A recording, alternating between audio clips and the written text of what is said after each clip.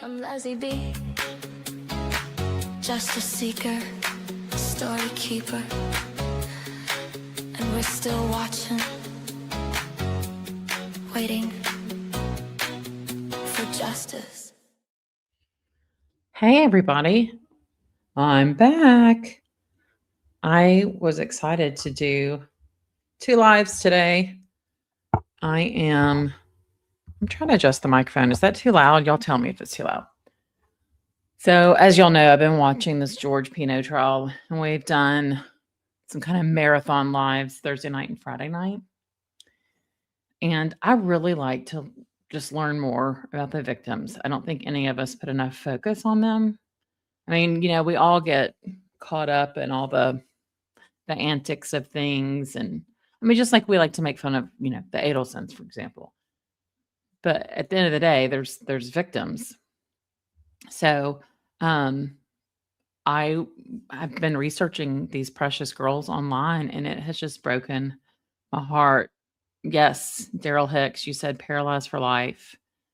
It's heartbreaking. We did show a video, a little bit of one the other night. I think it was Friday night. And then we showed a little bit about Lucy, but I pulled some other videos. I thought we could look at that. Hey, Daria, you didn't know this well. Didn't know about a paralyzation. Yeah, I don't think they're really allowed to talk about it in this trial. This trial is really all about the death of Lucy. But yeah, there's Katy as well. I mean, she is a disabled person for life. Hey, Marianne. Happy you're here. Melissa, you said, I just watched a video this morning of Katy Puig from 2025, how she's doing so sad and tragic. She'll never be the same. Yeah, it's horrific. Very tragic. Exactly, Marianne. Hey, John. Hey, ain't no hollaback girl. You watch Lucy's dad testify. It's heart-wrenching. The prosecutor was incredibly classy and compassionate. Yes, I agree. She is showing a great deal of empathy, and it's great.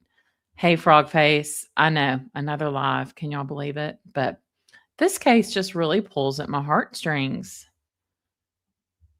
with these girls. John Smith, always good to see you. I know, Sidebar Snoop. 2 lives.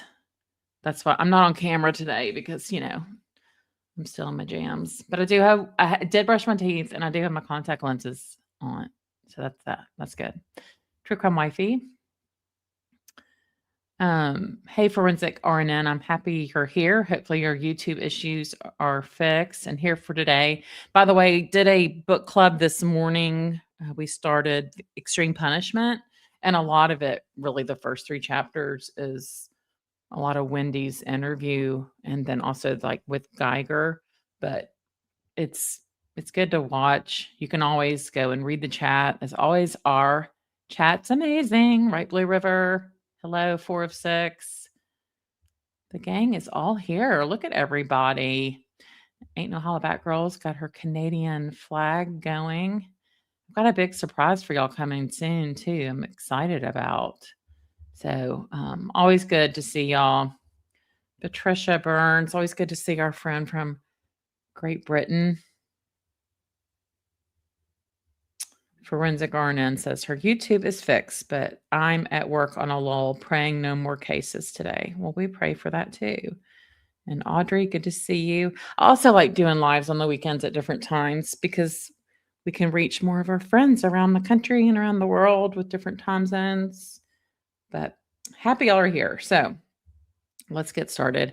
I've just got a lot of different news clips that I was going to play.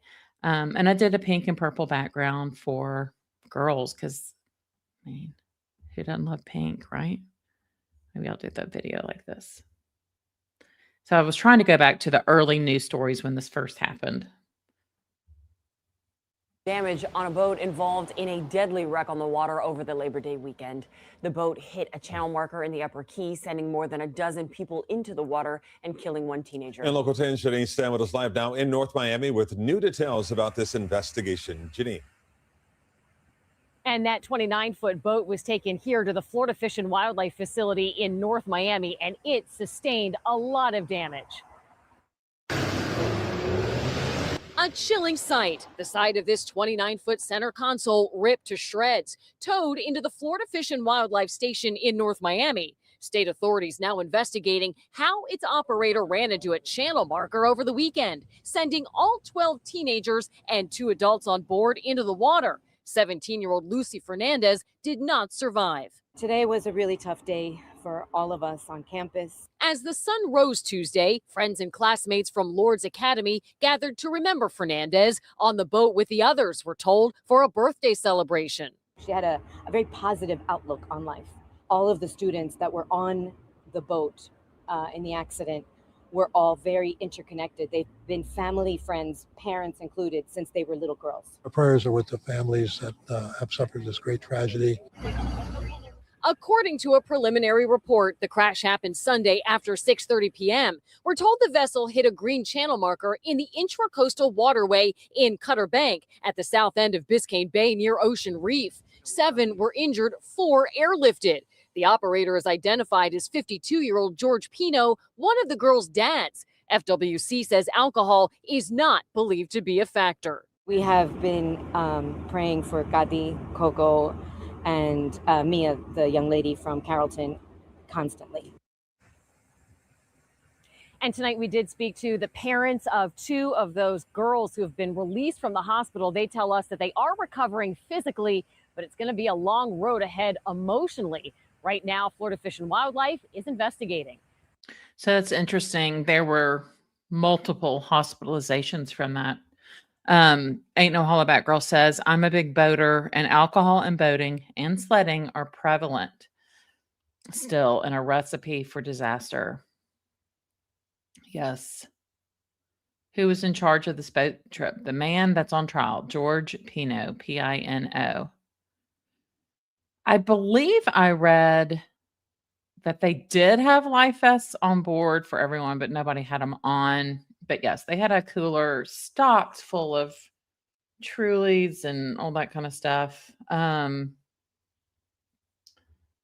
I will show you. This is just a little highlight from Lucy's funeral. Tonight, friends and family are remembering Lucy Hernandez, a 17-year-old student at Carrollton School of the Sacred Heart. She died after a boat she was on crashed near Boca Chica Key this morning. Thank you for joining us tonight. I'm Jim Barry. And I'm Naja Sherman. Laureate and Elliot are off today.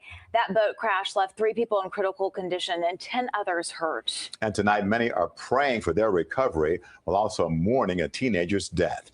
CBS 4's Gabrielle Arzola is live in Miami with the latest on this holiday tragedy. Gabby? Well, Jim, Naja, no doubt it was an emotional day for hundreds of people here. Lucy Fernandez was seen as a light to so many, and some folks and her loved ones tell me how she shared that light with others. She was just like a ray of sunshine. I'm wearing yellow today because it was her favorite color, and I just think she represents everything yellow means, just happiness, like a ray of sunshine. Anyone who describes Lucy Fernandez all say the same thing. The 17-year-old's name means light, and she lived by it. It showed kindness, and I think as a community, we are just missing that. But her light was taken on Labor Day weekend when a boat with 14 people crashed into a channel marker. The people on board were thrown overboard. 11 of them had to go to the hospital, and Lucy died from her injuries. Our Father, who art in heaven, hallowed be thy name. Today, hundreds of girls that attended the school with her at Our Lady of Lourdes came together for a rosary prayer. They say Lucy was an honor student, deep in her faith, and is already missed. It's still unclear how this crash happened, but we do know many other students from Lourdes and Carrollton were also on board and remain in the hospital. Selfless, thoughtful. There's so many things that I could describe about her, but just a great person inside and out. Now, being here, you can see this is such a tight-knit community. Talking to folks, they say that although many tears were shed today, they say that they will continue to honor and share Lucy's light for years to come. In South Miami, I'm Gabrielle Arzola, CBS 4. Oh, so awful. So what they say, there were 14. I was thinking it was 11 girls plus the parents, but I don't think they charged him with serving alcohol to the minors.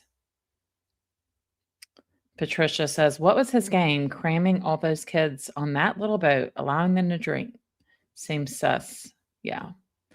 I think I read they did have the life jackets. I might need to go back and watch the opening. Yeah, Daryl Hicks, when you realize it's a motorized plastic tub, stay off.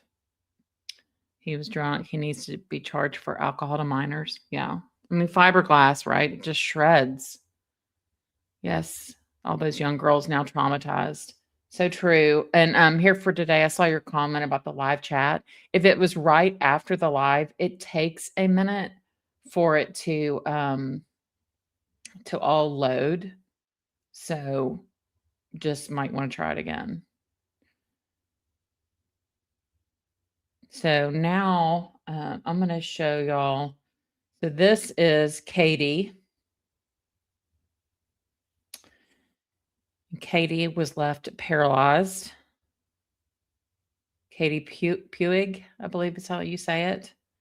Yeah, there's a lot of questions about this investigation or lack thereof. He didn't have a breathalyzer. When they drew his blood 5 hours later after the crash, I mean, it came back at 0 alcohol, but you could metabolize a lot in that. But yeah, he planned the whole weekend. He planned, thank you, John Smith. He planned the whole dinner and everything. Which is weird. The mom said she didn't have any part in planning it. I just thought that was kind of strange. Okay. True Crime Wifey says 2 adults were the Pino parents and 12 teen girls. So now let's watch this little update on Katy.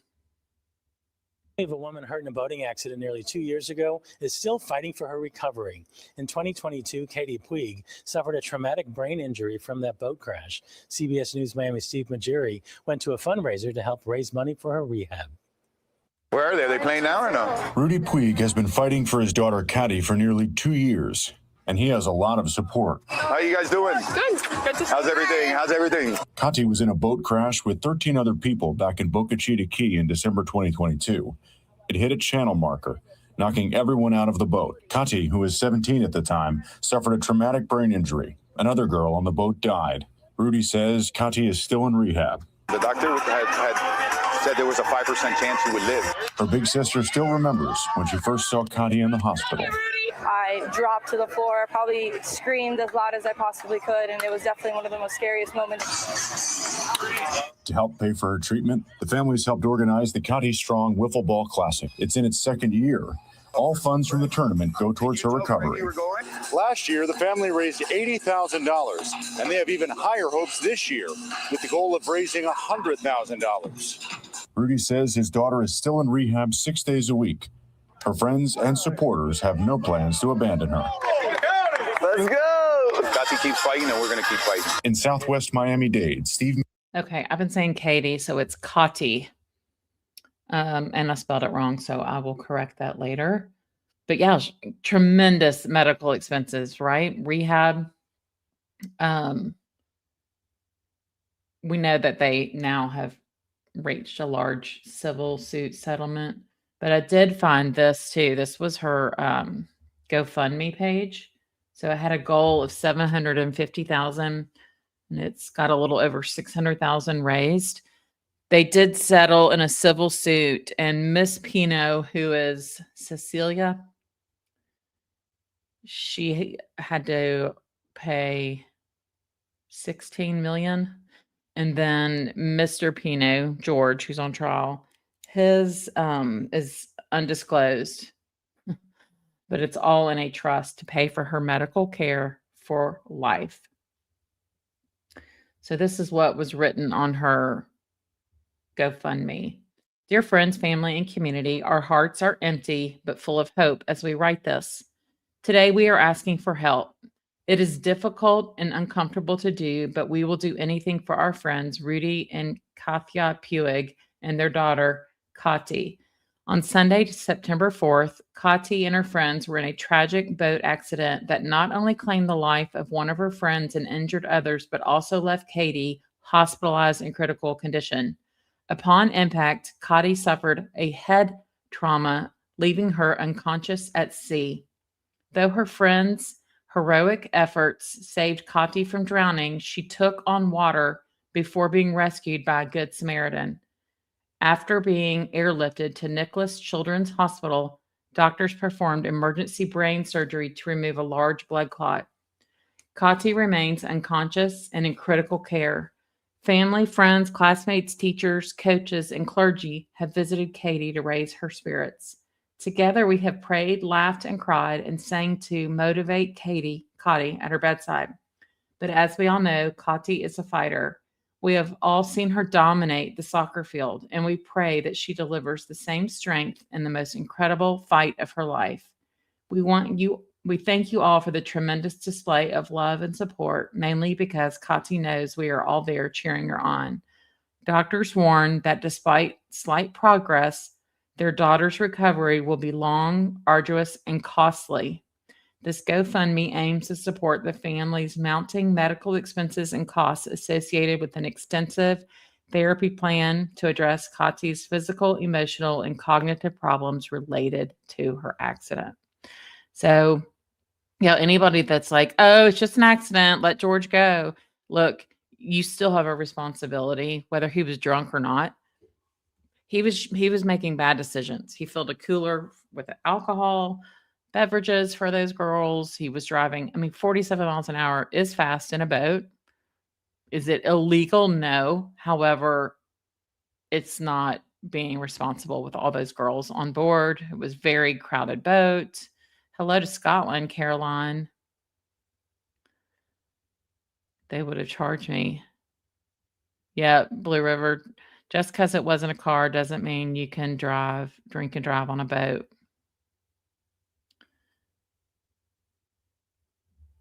True Crime Wifey. I think George was showing off. He was driving 47 miles an hour. Google says that feels like 70 to 80 in a car.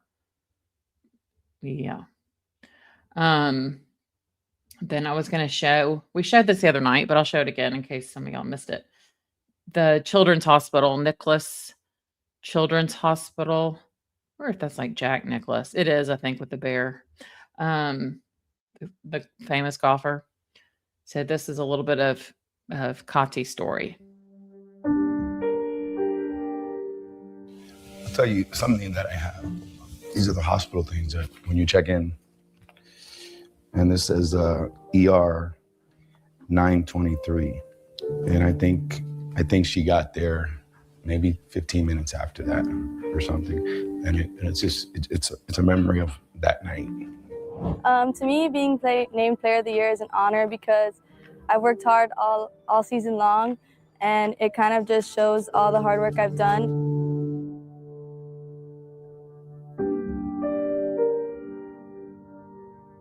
I had gotten a phone call actually from Amanda, and she called me to let me know that there had been a boating accident and that Katy was in the boat. As we're going down there, they're telling us we don't know what's wrong with her. Then we hear life flight, and then your mind just switches to, is she alive? And I think that's when it just became a really, really bad dream.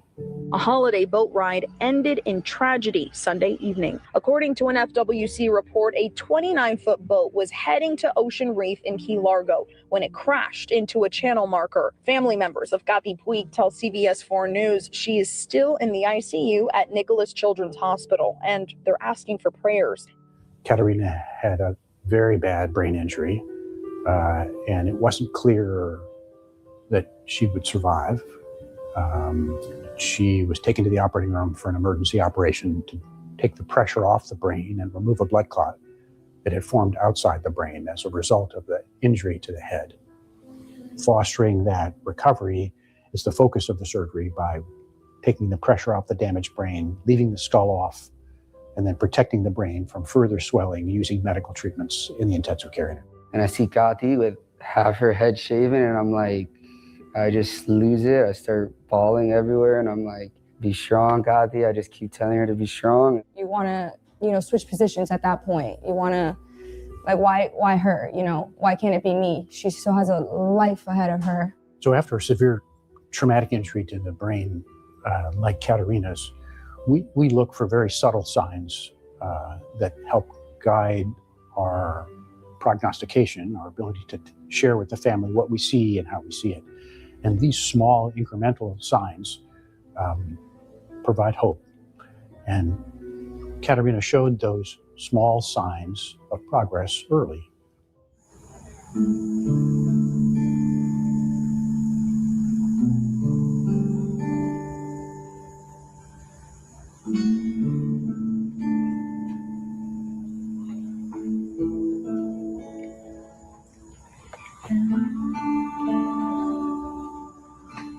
If it was not for Nicola's Children's, I think that her journey would have been a lot different. She has so much resilience and so much, and that's something that I'm very proud of, and her brother and sister and her mama. Okay. I know we give her a lot, but I always say at the end of the day, she gives us a lot more than we give her. And she's my baby. What do you want to tell the care teams at Nicola's Children's? Thank you for saving my life and never care about me. What is next for you? Go to God and help people like me. God is strong.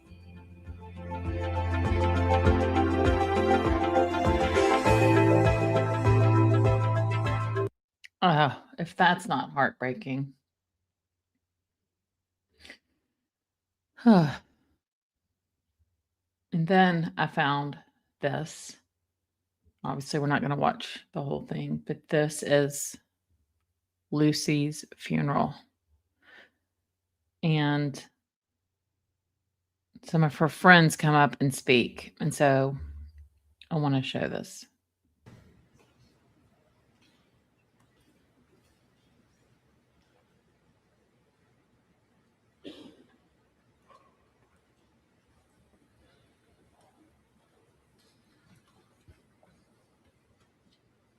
A few weeks ago, Lucy's close friends and I wanted Lucy to celebrate her birthday without giving her the stress of event planning. So we threw her a surprise party. Lucy was always going the extra mile for us, so we wanted to repay her with the perfect day, where she would be surrounded by love. We took care of decor, food, and guests so that she wouldn't have to. It ended up being the most beautiful celebration of Lucy. However, I have a secret to confess. It was a totally fake surprise party. Lucy knew every detail about the party. She had even picked the date. Her expert organization skills kicked in, and even though we said we would take care of everything, she helped in any way she could. She had even spent the night before the party practicing her fake reaction to her fake surprise, which she then executed perfectly. This party, in hindsight, is a perfect representation of our girl Lucy. We invited people from different chapters of her life, and we got to see just how impactful Lucy's love really was when all these groups got together to celebrate her. She danced and sang her favorite songs while making sure everyone else was having an equally good time. She was at her happiest. After the party, I went to start cleaning up, only to find everything spotless, of course. Lucy had picked everything up in seconds. She was always the most diligent, hardworking, and caring person I've ever known. Anyone who met Lucy, even just for a moment, was immediately touched by the light within her. She was always there when you needed a helping hand or a joke. She was radiantly funny, with the most beautiful smile and a trademark laugh that I can still hear. The light in Lucy's soul was never stifled and always contagious. How did we get lucky enough to have this ray of sunshine in our lives? Throughout our years together, she inspired me to be better, like she did with everyone she met. Even at a young age, in elementary and middle school, she knew how to shine her light. In the lunch cafeteria, if she saw you without a seat, she'd pull up a chair for you. In recess, she'd be quick to start singing and dancing and spreading so much joy. Our whole class knew how special she was when she was voted for an 8th grade superlative. She was voted best personality. Throughout high school, Lucy and I were inseparable. Both in and out of the classroom, I can't remember a time where she wasn't making everyone laugh. Walking through the school hallways with Lucy meant stopping to share a smile with everyone. She always left people happier than they were before they saw her. And our class of 2023 will forever hold her in our hearts. I'd always poke fun at her for taking the most detailed notes and carrying the biggest calendar, but I would always run to her when I forgot what our test was going to be on. She was gloriously meticulous in ways I could never understand. I'm guessing the girl standing up there with the arm cast and sling maybe was on the boat too. I mean, I don't know. Maybe that's too big of an assumption. I agree, Blue River. It's still negligence. Drunk, sober. I mean, it's negligent. No one was wearing a life vest, which to me is crazy. I'm going to fast forward this just because I want to make y'all, this is sad.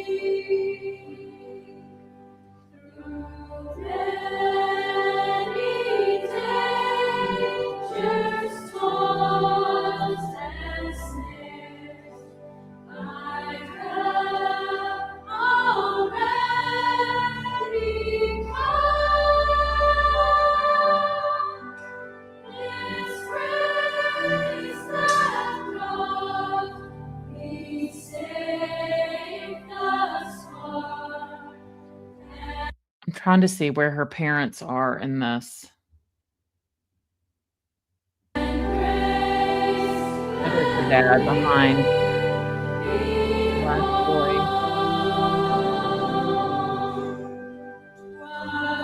God, that's wrenching.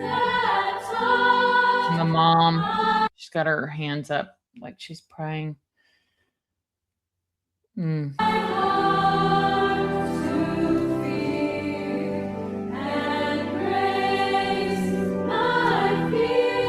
Is that not awful? So when y'all are watching this trial, I want you to have this image.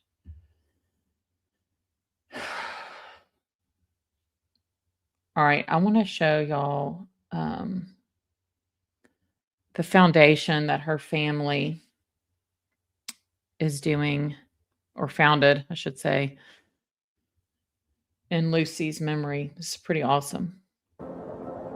As Hurricane Katrina pummeled through Miami, my mom could hear the trees collapsing outside. The city of Coral Gables had lost all power, and my mom reached for the lighter in a panic. She was 35 weeks and 4 days pregnant with me. As she leaned over the dining room table, she could hear the sound of gushing water and gasped. Her water broke nowhere near the due date during this unexpected storm. Driving over fallen trees and debris blocking the roadways, my dad's dark blue Ford Expedition trailed a small bus that was still in service. With one spotlight and monitor running on a generator, my mom endured an unexpected 12-hour labor. At 6:47 a.m., 2 miracles happened. I was born, and within seconds, the lights came back on. The name Luciana means light, and although it was a family name passed on for generations, I was destined to be the bringer of light.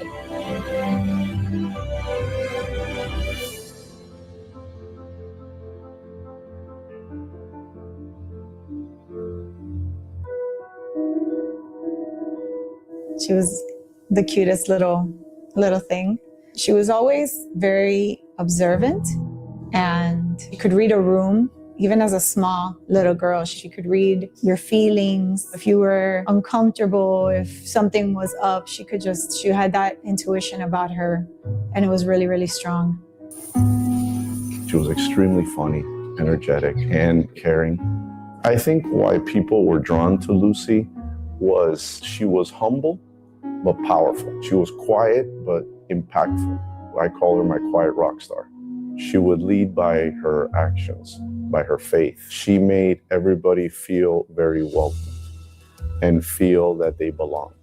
Lucy, I would say, is contagious. Whatever free time we had in class, the kids will always move towards Lucy. If you needed something done, there was Lucy. She was a giver. Her time was never hers. It was always about serving others. I don't really think that Lucy wanted that kind of a notoriety. There was something about her that she was an attraction to her fellow classmates. She was a very powerful presence in her very quiet and humble way.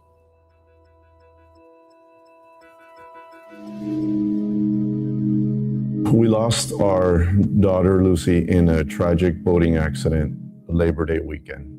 And this accident and this loss has not only changed our family in ways that you would never understand, but it also has done the same to this community. We thought there was no better way of honoring Lucy's legacy, which really is unfinished, than by forming the Lucy Fernandez Foundation to make sure that her legacy lives on for years to come.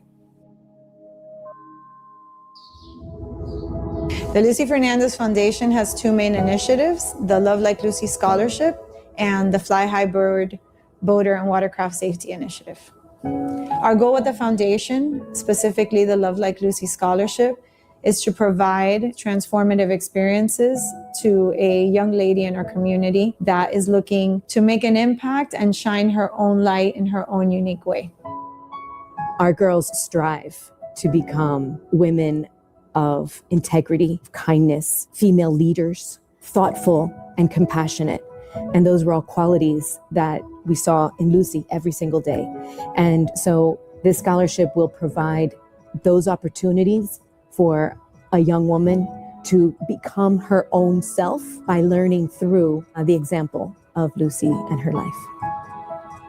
Lucy's love for the water was since she was a little girl. She was very connected to the water. She was connected to the ocean. She was connected to being out on a boat. It was her happy place.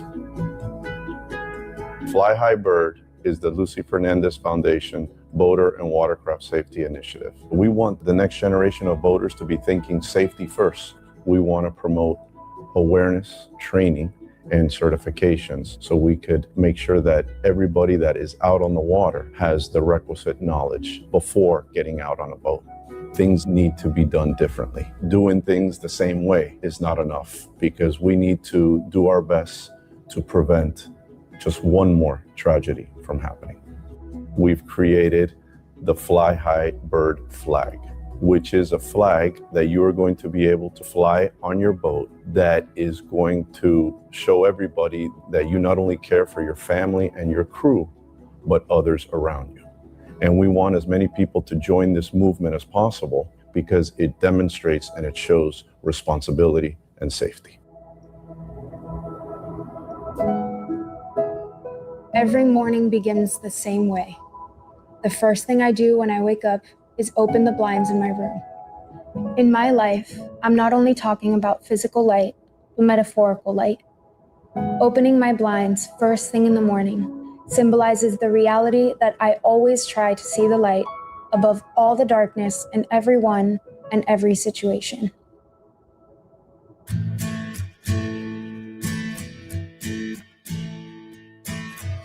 Lucy was at the happiest she had ever been. She was at the most at peace with herself. She was at her, if you can say, her most beautiful, just because I think the interior finally caught up to the exterior of her, and you could just see it in her face, and you can see it in those moments.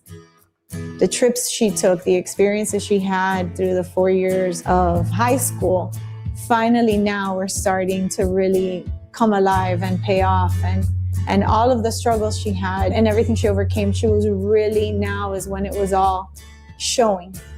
And, you know, that's the part of all of this that is heartbreaking too. Right. She was ready to tackle senior year and to attain all of her goals, which was applying to college. She was so ready. She had so much confidence. She knew she was going to get into one of. Are these parents just not amazing? And if you haven't watched him testify, if you're not watching this trial, you need to. He was awesome. Hi, Shy Gal. That is very sweet. Yes, I mean, these girls, it's just, I mean, I guess, you know, they're 21 now that were in this accident, those that made it. And my son's 24. I mean, I could have seen something like this happening. It can happen to anybody. Yeah, I wonder if the Pinos were at Lucy's funeral. What do y'all think? The schools that she really wanted to go to, like there was just this light about her, and she was peaking. Lucy has no doubt impacted many, many lives and will continue to impact lives through this foundation and all these things that you are doing in Lucy's name. This is one way to celebrate a beautiful, sweet life. I am not the same woman today that I was on September 4th. A great deal of the soul searching that I have done has had to do with my own reflection on the values that Lucy lived, the ideals and the goals and the faithfulness of her family and my own colleagues. I believe we've all been changed for the better because we've had the opportunity to know Lucy. Our grandmother said, Lucicita es mi vida. I think light of my life should be, if you will, love of my life. Because that's what Lucy meant to every one of us who had the pleasure and the joy to know her. So Lucy, shine on, baby. Shine on. Seeing the light shine into the darkness of my room every morning manifests how even through the dark storms, the sun eventually shines. I hope to continue opening my blinds to all the enlightening moments in the years ahead. Yeah, trust me, I know that we will make it through the storm. 'Cause you and me been fighters since we were born. It's all over our bodies and hearts. Yeah, you and me been fighters right from the start. Is that not amazing? Oh my God. Ooh.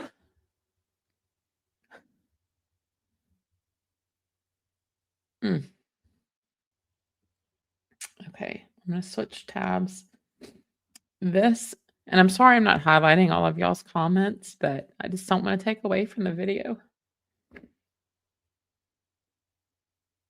He was the victim of another horrific boat crash back in September of 2020. Well, today, Katerina Puig received her high school diploma, and NBC6 reporter Laura Rodriguez was there for the special milestone. She joins us live now from South Miami with a story you'll see only on 6. Laura? So a very happy and emotional day for so many who love Katy Puig, and really a reminder to keep hope alive. She overcame many obstacles to get to this moment. I hereby pronounce, as a graduate of Our Lady of Lourdes Academy, Katy Puig. She is Katy Strong. Defying the odds after a traumatic brain injury, Katy Puig earned her high school diploma at Our Lady of Lourdes Academy. More than 200 people attended the private graduation ceremony, including former classmates who are now freshmen in college. At graduation last year, we wanted to include her, so she received an honorary diploma that day with her class. But pretty much the week after that, she started studying with the teachers who would go visit her in her home, and she was able to. Wow. So she got an honorary diploma, but then she really did complete it. It's amazing. Finish the courses that she needed to complete. Puig was team captain for both the soccer and softball teams at Lourdes Academy and graduates with honors in multiple subjects. The 19-year-old is currently undergoing intensive therapy treatment due to her severe injuries from a boat crash in September of 2022. When this happened, this was like the furthest thing that we thought would ever happen. So she's worked hard at this. Maybe she'll go into, who knows, medicine or anything like that. You know, this has really been a huge impact on her life, and she is beyond thankful and she feels blessed. The Puig family now hopes to make a difference and rise above this tragedy. They've established the Onward 19 Foundation to guide traumatic brain injury survivors toward recovery and hope. We had many days where it seemed like she might not make it to the next day, and you got to just keep fighting. And Katy's next goal is to go to the University of Florida. Her siblings did go to FSU, though, so there's a bit of a rivalry there. Congratulations, Katy. You are truly an inspiration. Reporting live in I just wanted y'all to see. So when you're watching everything, Miss Shireen, you said the defense wants to say the defendant has a TBI. This is a TBI. They should be ashamed. I agree. I'm going to have to go back and read all y'all's comments. Yeah, I'm sorry for the snotty nose and the mic. This next little news clip is from 2 years ago. So originally, George was only charged with like misdemeanors, and Lucy's family, I believe, really pressed on. So the parents of a teen killed in a boat crash in the Upper Keys last Labor Day weekend have issued a statement. They're upset the investigation led to only minor charges against the boat owner. Lucy Fernandez's parents saying in part, quote, "The fact that self-preservation seems to be more important than helping provide answers and closure to our family is overwhelmingly offensive. We've had to bury our 17-year-old daughter, and another teenager lost life as she knew it. Minimizing the accident, the irresponsible actions causing it, and the gravity of our reality to the likes of a mere traffic citation only adds insult to injury."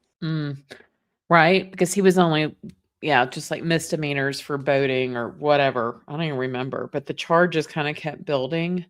At first it was those, and then it was the homicide by vessel, and then later came the manslaughter charge. And y'all know I was on Josh Ritter watching today, and he agrees that yes, this is reckless behavior.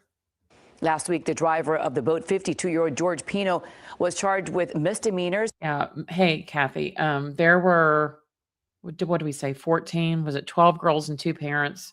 Or 11 girls and 2 parents. But the mom was on her cell phone trying to send a video, drinking her Prosecco with Chambord out of her Yeti. And they, all the girls were crammed up all on that. I mean, you could put that many on there. They each had a seat, but it was still a lot. And they're all just in bikinis, no life vests. So 14. Okay. And so it hit that steel channel marker. That's essentially like Mackenzie Sharilla's hitting that brick wall. I mean, basically. And then they were thrown out, and Lucy was stuck under the boat. But you're right. Ain't no hollaback girl said if she'd had a life vest on, she wouldn't have ended up there. Investigators concluded he was not impaired by drugs or alcohol when he hit a channel marker near Boca Chica Key. Yeah, I think now at 5:30, Lucy's parents lit the fire because they were pushing for it, but they're both attorneys, and her dad was actually a public defender the first 3 years of his legal career. So this is more on Katy. A lot of it might be redundant, but I just want to show it. I don't remember in the trial. I know they were showing where the girls sat when they had that girl on the stand, the first one that was on the boat. But I haven't. Maybe I'll draw a sketch of the boat and figure it out, because that might be a detail I missed. It was just such a crazy day, and you know how they say you can't go back in time, and I never want to relive that moment again. pain, anguish, hope. That's just some of the words to describe what a South Florida family has been through since their daughter was involved in a horrific boat crash. She may have survived the crash, but her life will never be the same. Their lives have been forever altered. Today, for the first time, the parents of Caterina Puig spoke out only on NBC6 and shared an update on their daughter's recovery and talked to us about the investigation into that crash. NBC6 reporter Laura Rodriguez joins us live with that exclusive interview. Laura, very, very emotional. Yes, and this family is forever changed, but they are hopeful. I spoke to Katy's dad here in South Miami. I spoke to her mother via Zoom. She is currently in Jacksonville with Katy, where she is receiving intensive therapy treatment. In February 2021, Katy Puig led her team to the state semifinals. She was captain of the Our Lady of Lourdes Academy soccer squad and excelled academically. She won Player of the Year her junior year and was probably in almost every honor society you could possibly think of. On track to apply for college at the University of Florida, Katy's life took a drastic turn on September 4th, 2022. You know how they say you can't go back in time, and I never want to relive that moment again. Katy was one of 14 passengers on a boat driven by George Pino. Investigators say after Pino crashed into a channel marker, all passengers were ejected from the boat, killing 17-year-old Lucy Fernandez and severely injuring Katy Puig. Is Katy dead? You know, like, do we even know? And he said, I don't know. I mean, she looked horrible. Her stomach was bloated. Her face was bloated. It was just, it was bad. Diagnosed with a traumatic brain injury, Katy was in a coma for about 3 months, but she survived. Lucy has been Katy's angel since the night of the accident and will continue for the rest of her life. There is not one day I don't wake up and think about them. In an effort to cover Katy's lifelong medical expenses, the Puig family sued George Pino and his wife Cecilia. A confidential settlement was reached with George, and a $16 million settlement was ordered by a judge against Cecilia. Imagine that. So she had to pay $16 million. I mean, supposedly they're worth like $1.5 billion. And then an undisclosed trust. So thank God for that. For the criminal investigation, the Puigs believe the Florida Fish and Wildlife Conservation Commission mishandled the case. They really, didn't take the time or, didn't do their due diligence with this case. There was definitely alcohol in the boat, and that wasn't really looked at too much by FWC. Moving forward, the goal is for Katy to walk. Step by step, she's on the road to recovery, backed by her family, friends, and an entire community ready to cheer her on this Saturday at a wiffle ball tournament in her honor. And just an incredible way of just never giving up. And she knows, she wants to do it. And we're going to be there. And Katy's going to come out on top. Incredible perspective from this family. Now, if you'd like to participate in that wiffle ball tournament, it is this Saturday. It's at the Kendall Boys and Girls Club. There are still teams available. There are teams available for students and also for adults. You can also participate by donating, and we will have a link to that tournament on our website. Reporting live in South Miami, I'm Laura Rodriguez, NBC6 News. I feel for all these girls that were on that boat. True crime wifey. The verdict's going to be very important. I hope the jurors are critical thinking and listen carefully. It's pretty clear to me that he's guilty of reckless. Yeah. I don't know if people know the extent of Katy. I mean, I think they know I don't really know, but they did have an attorney testify that he helped reach a settlement in that case, but I don't think they're allowed to go into much detail. But yeah, Patricia Burns, he was the boss of this trip and boat. He was the mariner. All of the decisions he made during this trip are not what a true mariner would do. His impulsive recklessness caused this. He needs to get a very hefty sentence. I mean, I don't understand how you don't see that channel marker. I mean, was he looking at his phone? I wonder, I'm sure they pulled hopefully the cell phone data and all that.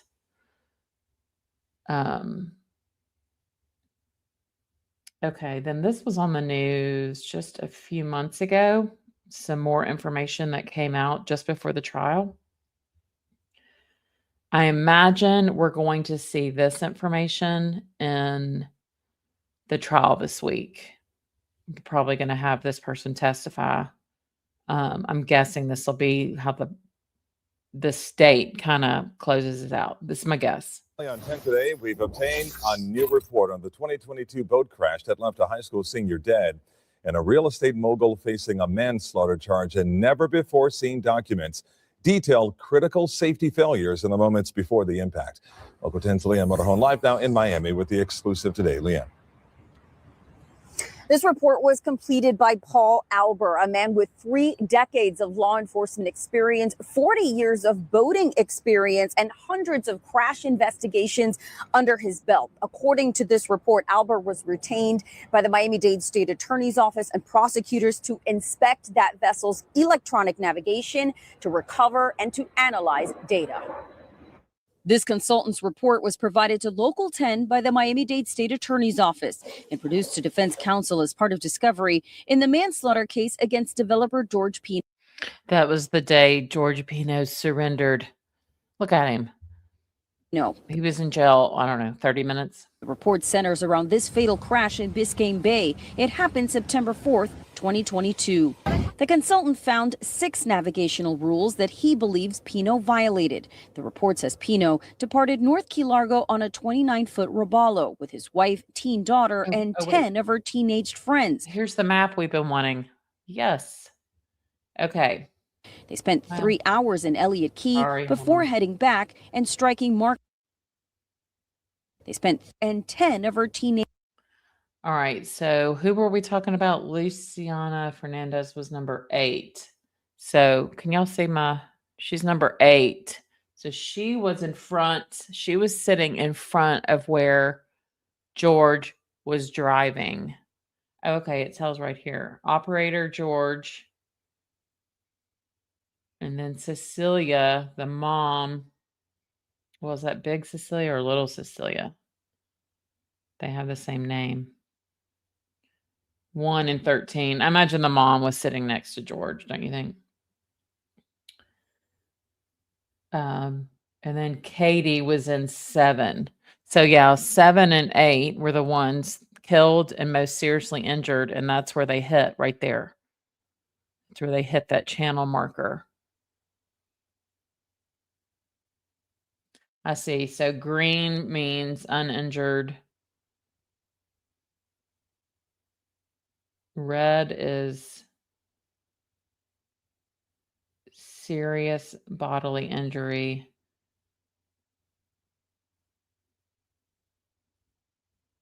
What's deceased? Oh, blue. Okay. I need to print this whole map. This is exactly what I need. Actually, I'm just going to take a screenshot.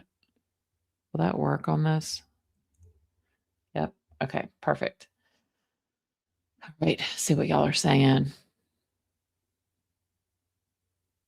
What makes me mad is just how arrogant George is at trial. And he's not crying about these girls. He's crying about himself. That's what I think. And for him, staring at the prosecutor or whatever. Yeah, screenshot. Exactly. Everybody screenshot. I'll take the comment down. This is going to be very important to understand this. And then what you said, true crime wifey. So Lucy, who is in the number 8 position, she had traded places. Was it with the girl in number 9? She didn't want to be on the exterior, so she switched. Yeah, I think he's going to get at least 15 years, if I had to guess. Now, I could be wrong. And I don't really understand. You've got homicide by vessel, and then you've got manslaughter. I don't understand how it all works. Oh, interesting. Ain't no hollaback girl. In Ontario, it's illegal to have alcohol on board unless you are of age, anchored, and have a washroom. Yeah. that channel marker made a steel. I mean, it's probably worse than hitting a boat. Was the channel marker damaged? I mean, I know that sign thing was broken. Allison asks, was Katy the girl that Mrs. Pino was trying to hold up above water? I don't remember her trying to hold somebody above water, honestly.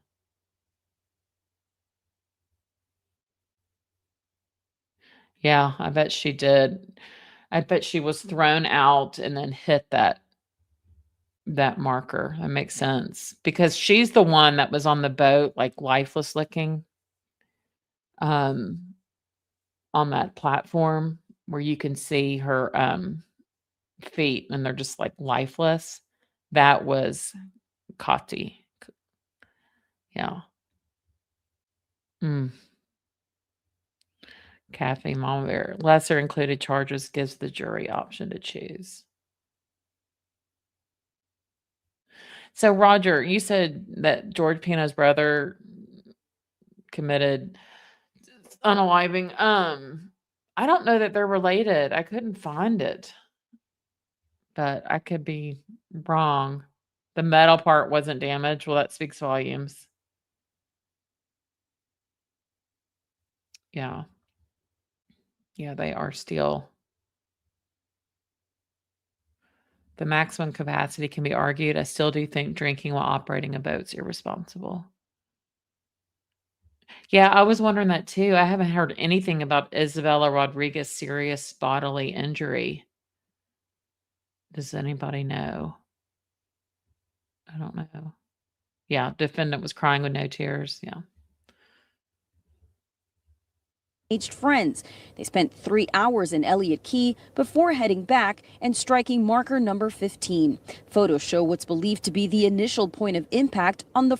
I'm going to make a video of that, the two. I'm going to put Laura Adams, the prosecutor, I'm going to put her stare next to Luis Rivera's with Charlie. Forward starboard side of the bow. A chart shows the most seriously injured or killed were all sitting on the starboard side. Some of the report's findings show Pino failed to practice good seamanship. Quote, operating a 29-foot vessel with 13 passengers, most of whom were crowded in the bow, was unsafe at high speed. Don't y'all think this guy's going to come into the trial like Monday? This is my guess. This is going to be like the big last witness. Speed in open water. It also shows he was traveling 47 miles an hour and never reduced speed or altered course when approaching the marker. The report also said, yeah, I mean, it'd be one thing if he was going 20 miles an hour and then he tried to miss it, but there was no, I mean, yes, there are accidents, right? And I'm not saying he set out that day to do this, but you have a responsibility just like we do when we drive our cars. Pino failed to maintain a proper lookout. Quote, Mr. Pino allowed his vessel to travel at high speed on the wrong side of a well-marked channel and on a direct collision course with a channel marker. It also notes there was, quote, clear daylight, calm seas, and advanced electronic navigation. The report mentions that the consultant's reviews of the boat itself, as well as that GPS navigation console, all took place in the presence of law enforcement, prosecutors, and defense counsel. It also mentioned that although Pino claimed that he veered in order to avoid big waves from another boat, that consultant who examined the data says that the navigation data did not support those statements. We did reach out to multiple parties for comment, including Pino's attorney. We have not heard back. The next hearing in this case is set for April 13th. Yeah, I know what you're saying. I think the mom was with Lucy when she was airlifted. I think that's right. And yes, that's right, Melissa. Lucy died from drowning. And we all know that George was hanging onto the boat, and then that guy came up on it and was like, go under the boat. That's probably where Lucy is. And he just was still all dazed and out of it or whatever. And he's like, go under the boat. But I mean, how long was she under there? We don't know. Sergio Pino. Yeah, that's what I looked. Yeah, the two. Pino and Brian Hooker missed the class on boating with life jackets. Isn't that the truth? Okay, then this was from, this is just like a little news story. It's not on YouTube, it's on like NBC down there. So y'all are going to have to bear with an advertisement. Mine from FlexCar. It costs a ton, but I'll be driving it forever. I can switch cars anytime. That sounds expensive. No, I pay a lot less, and look, I switched again. Are you driving a Bronco now? Oh, does yours not do this? Yeah, Hooker did it with intent to kill. Yeah, still I getting can't wait to see how that newspaper. all goes. That tracks. The first and only month-to-month car lease. FlexCar. You drive everything. A Tamarack homeowner is in a property line dispute. He says luxury developments nearby have caused confusion among longtime residents. He called NBC6 Response when he says that he couldn't get his answers or his questions answered. Consumer investigator Sasha Jones digs into the issue and has what the developer is saying about the situation. When Joe Donzelli bought his home in February 2015, we found this one and just the stars aligned and we were able to make the deal happen. his Tamarack home was everything he wanted. Carpet and Tile Complete with a make it pool, easy to remodel your space. Use our room visualizer to pick a new floor and see how it'll look in your home. Then, with just a few taps, book an appointment and get a free estimate, all in one place. With over 25,000 flooring options. I'm not going to advertise that. Y'all are learning so much. Yeah, I mean, those people are so smug. The way the lady brought freaking Perrier on the witness stand, a bottle of that. We're going to begin with this Awful. tragedy on the water. This high school senior killed when a boat capsized, and this morning students came together to mourn and honor their fellow classmate. Most of the passengers on that boat were teenage students at Our Lady of Lourdes Academy and Carrollton School of the Sacred Heart, two all-girl Catholic schools right here in Miami-Dade County. So tragic. We want to get over to NBC6's Julia Bagg live from Coral Gables, where students gathered today, have been gathering in solace together, offering prayers and a special tribute as well. Julia. Yeah, and Roxy, they did that again this morning on a beautiful spot right here. And you can see the flowers they laid at the shoreline, remembering their beloved friend. Before sunup, more than 100 students from Our Lady of Lourdes, Carrollton School of the Sacred Heart, and beyond gathered at the water's edge of Matheson Hammock Park in memory of 17-year-old Lucy Fernandez. She was kind, genuine, just a genuinely good person, selfless, thoughtful. There's so many things that I could describe about her, but just a great person inside and out. Lucy died after a boat crash Sunday evening near Boca Chica Key off North Key Largo. Friends told us two of her classmates, Coco Aguilar and Katy Puig, also went to the hospital with serious injuries. This morning, fellow students stared into the sunrise in silent prayer. It's a lot on at once, you know, we're all suffering. At Carrollton, the faithful remembered Lucy at Mass this morning. And the name Lucy means light. NBC6 has learned the wake of a larger vessel sent Lucy's boat into a channel marker, and the boat Oh, see, this is when they were reporting that the wake did that. There was no boat. He made it up. capsized.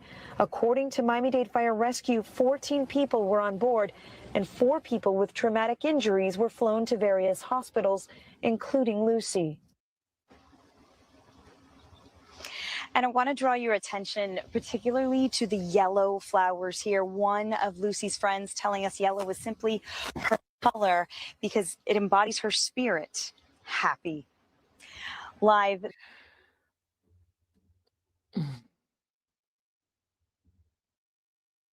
In the deadly boat crash trial of real estate developer George Pino. This was just a little bit of Lucy's dad the other day. No, prosecutors today called up 2 of his daughter's friends who were on the boat the day of the crash. CBS News Miami's Nakaya Carrero is your reporter in Miami. She's at the courthouse where they testified about the terrifying moments the boat hit the channel marker. Nakaya. That's right. Both Camila Alvarez and Carolina Monterrey, now 21, testified about drinking that day for Pino's daughter's 18th birthday celebration.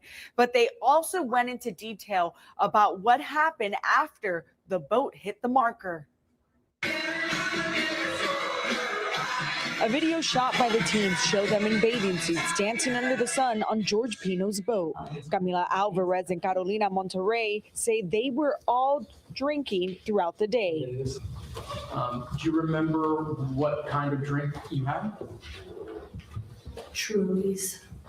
Going one for one. So let's say I'm on my first drink and my partner's on their first drink as well. When you finish, both of you finish number one, you go to number two. How many of these one-for-one drinks do you think you had that afternoon?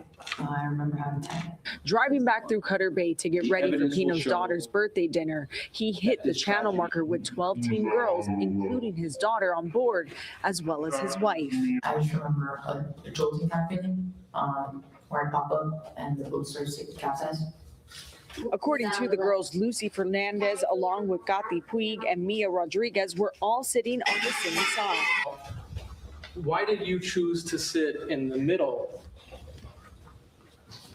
Because I've always been kind of scared of. This is the girl here that's on the witness stand that Lucy switched seats with because she was scared on the outside seat. And so did you ask to switch seats with Lucy so you could sit in the middle? Yes. They were the ones seriously injured or died as a result of the crash. Mia Rodriguez is covered with blood. So is Pino. Pino's trying to hold her, but she can't. Alvarez talks about seeing George Pino after the crash.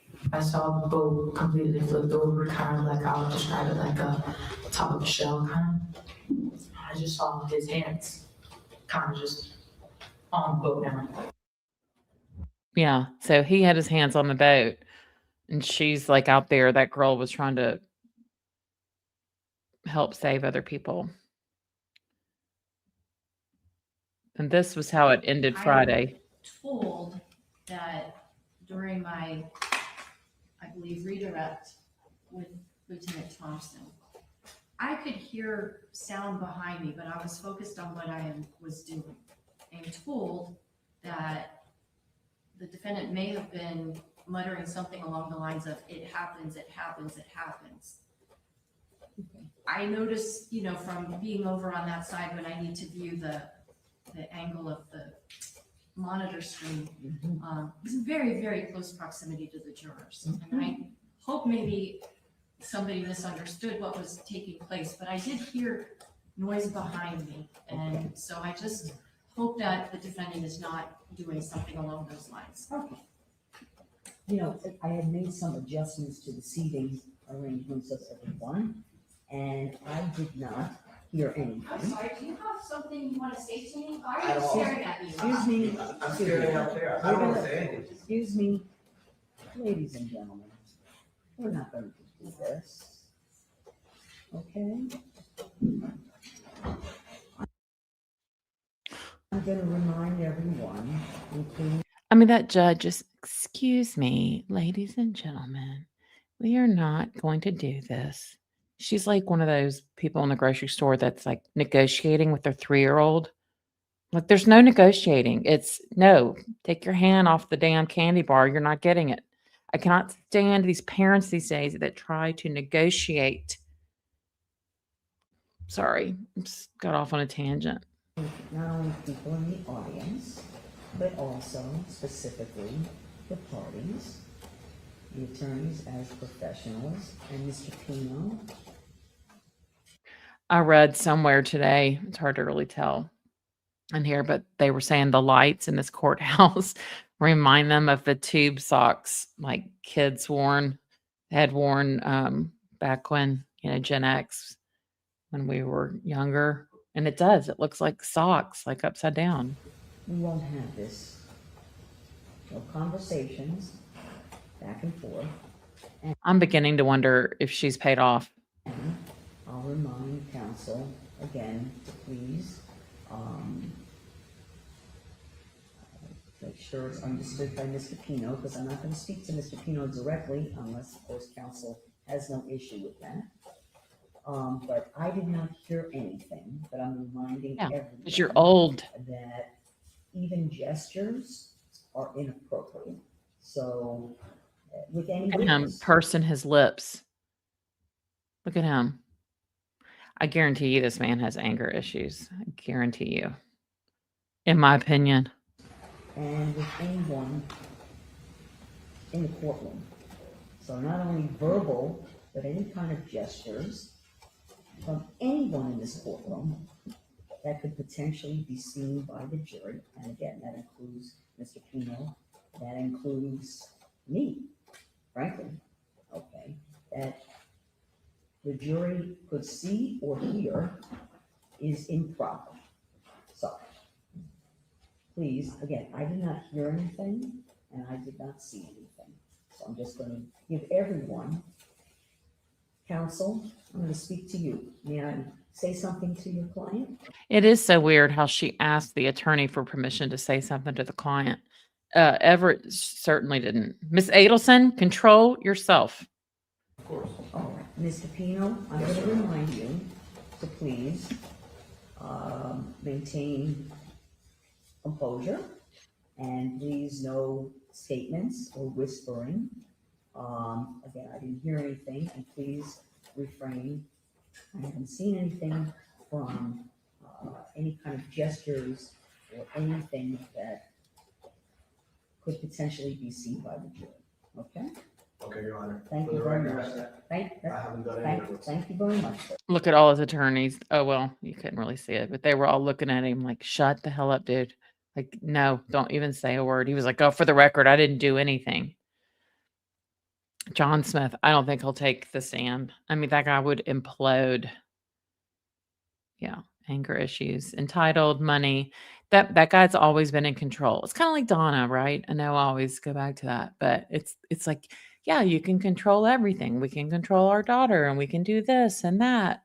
And all of a sudden now you're in the justice system. It's a little different. So I doubt he has a jury of his peers. Okay. Somebody said it the other day, by looking at their shoes that they show, I don't think these people are wealthy, in Gucci loafers, Tiff Knox. I don't think so. I mean, we haven't heard anything about it. I would be shocked.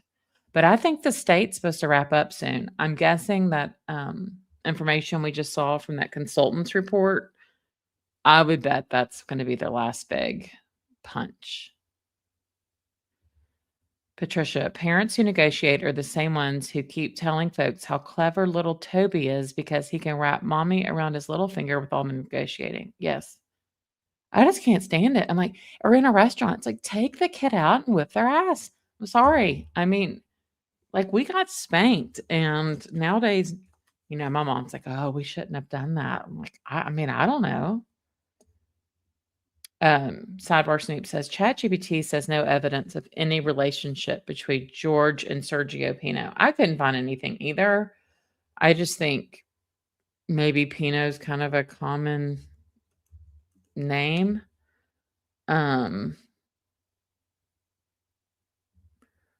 This is what we're talking about. There was somebody last year in Miami. This man unalived himself because they were about to FBI was about to arrest him on plotting to kill his wife, who, if that's her, she's absolutely gorgeous. But he too was a real estate developer. So I can see how people thought they were, but there's no relationship based on what I could find. Okay, one more thing. This is just a little 30-second commercial for the Lucy Fernandez. I just love this logo. I want to order a shirt or something. Because I need another t-shirt right now. But it's about these flags. This is just so well done, how professional her parent flag, though. Is it basically just saying, like, I'm a responsible person, we're not wasted here, we'll help you? Is that kind of what it was saying? True crime wifey, judge is scared of his money. The courthouse is awful. Yeah, it looks terrible. I mean, with all the money down there, come on. Why is his face brown orange? I think he's been outside. He's probably been out boating. I bet you. I'm sure. He looks very entitled. I agree.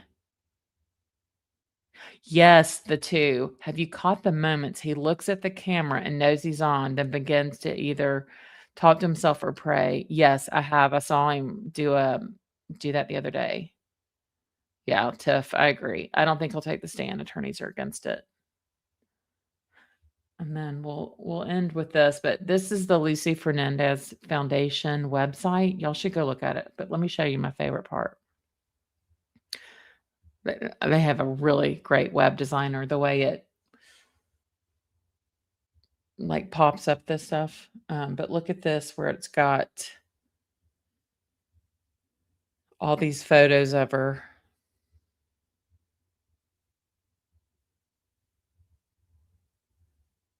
Okay, well, I know I saw that the other day. Well, hell. Yeah, this is great. Let's see.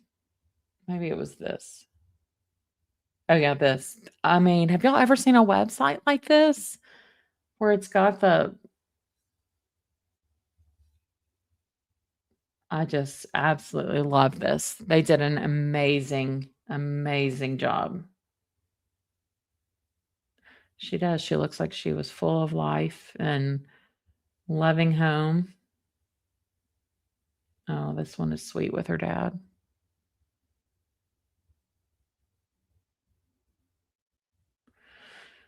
Okay, but I just wanted us to know about these victims and who. Oh, let's listen to her college essay.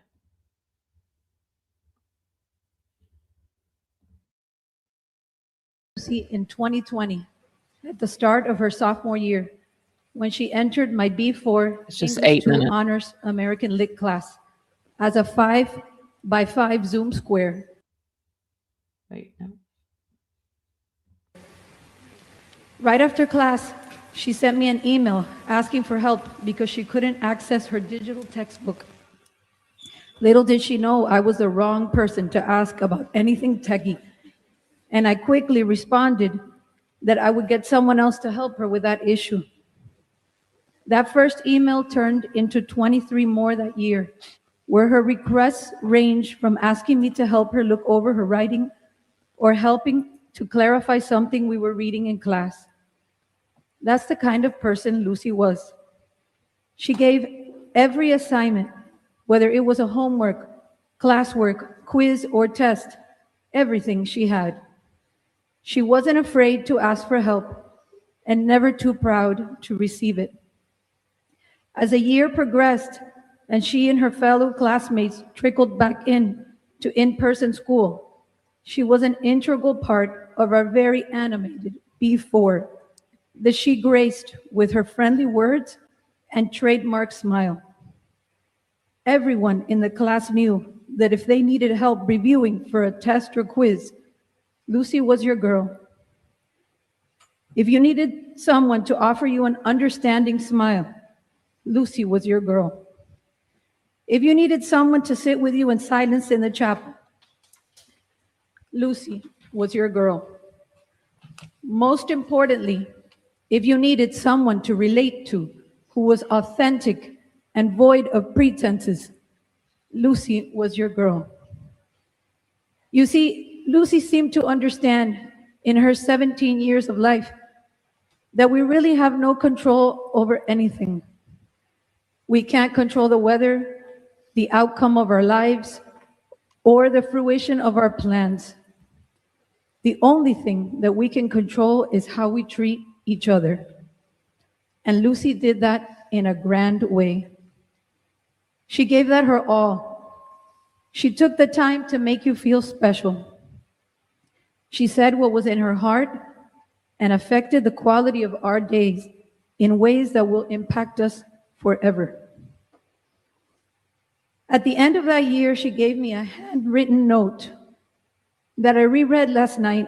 Yes, the Lucy Fernandez Foundation is on YouTube. It's at Lucy Fernandez Foundation.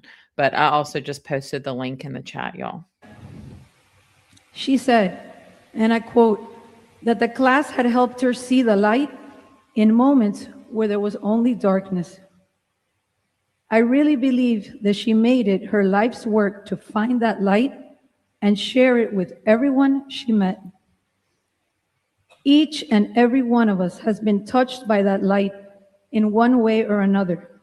And in this past week, it has literally manifested itself in the skies above us. I have also witnessed how you have all taken her lead and been the light for each of your sisters this week, both consoling and allowing yourselves to be consoled. A few weeks ago, Lucy came to see me for help with her college essay. The essay is unfinished, but her message is not. She knew what she was called to do in this life, and she fulfilled it. Her essay is a testament to the power that our words have to live on, even after we are gone. Lucy's amazing family has granted us permission to share this essay with you today, so you can hear her message with her words.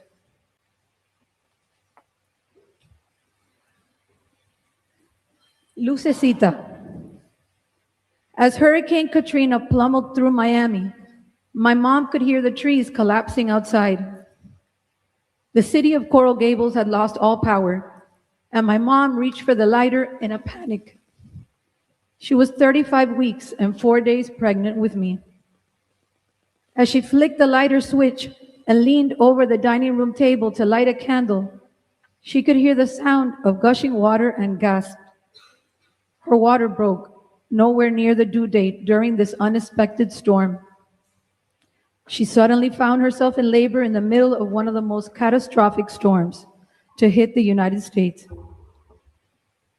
Driving over fallen trees and debris blocking the roadways, my dad's dark blue Ford Expedition trailed a small bus that was still in service. Upon arriving at South Miami Hospital, the power was still on. But as soon as the nurses took her into the delivery room and prepped her for labor, it was evident that South Florida would not be spared. With one spotlight and monitor running on a generator, my mom endured an unexpected 12-hour labor. At 6:47 a.m., 2 miracles happened in room 103 of the labor and delivery ward. I was born, and within seconds, the lights came back on. Evidently, the name Luciana means light. And although it was a family name passed on for generations, I was destined to be the bringer of light. Lucecita de mi vida, light of my life, is the nickname my grandmother gave me. Years later, I'm still living up to my namesake. Every morning begins the same way. The first thing I do when I wake up is open the blinds in my room, no matter if I'm waking up with the sun for school or sleeping in on the weekends. As my brain also starts to realize that it's time to get up, I feel the warmth of a natural sunlight hit my puffy morning face as I stretch every muscle in my body that was used to run away from the fire-breathing dragon I was escaping in my dream the night before. In my life, I'm not only talking about physical light, but metaphorical light. Oh, I love this. Her essay, that's what is being narrated when you go on that Lucy Foundation video that we played earlier. That's opening my blinds first thing in the morning, so she had started this college essay because, you know, September, you're applying, senior year. Symbolizes the reality that I always try to see the light above all the darkness in everyone and in every situation. My empathetic and compassionate nature helps me to see beyond the surface. Seeing the light shine into the darkness of my room every morning manifests how even through the dark storms, the sun eventually shines. My abuelos always tell me, quien madruga, el universo ayuda, which basically means that those who get up early and set a good intention for their day are bound to succeed. Moreover, I believe starting every morning on a positive note will ensure the best possible outcome for the rest of your day, just like they taught me. I hope to continue opening my blinds to all the enlightening moments in the years ahead.